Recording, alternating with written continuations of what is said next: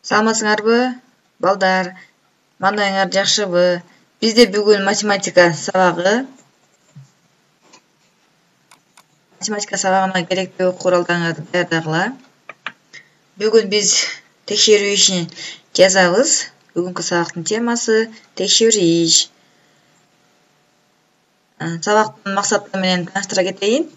Өтүлгөн материалдарды, темаларды бушуктоо үчүн мисал маселе иштөөгө аракет кыласыңар.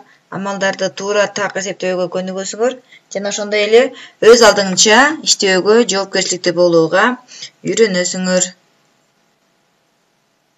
Эми балдар биз тапшырма аткарганга өтөлү. Келгиле деттериңерди алып чыгып, биринчи тапшырманы аткаралы. Биринчи тапшырма амалдарды аткаргыла дейт. Берилген экранда көрүнүп тургандай тапшырмаларды аткарасыңар. Мында кошуу жана кемитүүгө карата мисалдар берилген. Деттериңерге жазып аткаргыла. Жетишпей калсаңар экранды токтотуп коюп аткарсаңар болот. Эми кийинки тапшырма салыштыруу. Буга чейин биз салыштыруу боюнча көптөгөн мисалдарды иштегенбиз. Демек бул тапшырма силерге оңой эле болот деп ойлойм. Экранды карап, кийинки тапшырманы аткарабыз. Үчүнчү тапшырма 1 дециметр кесинди сызабыз алгач. Буга бизге сызгыч жана карандаш керек. Аны 2 сантиметрге узарт дейт. Канча сантиметр болду?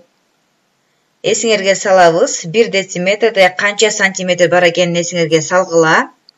Андан кийин берилген тапшырманы аткарууга өткүлө. Канча сантиметр болду? Мына ушуну табасыңар. Кийинки тапшырма маселени чыгар дейт.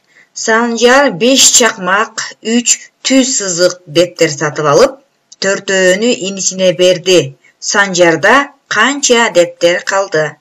Берилишин жазып, чыгарылышы деп анан кийин маселени чыгарабыз. Маселе 2 амалдуубу же 1 амалдуубу? Мына ошол жерине көңүл бургула.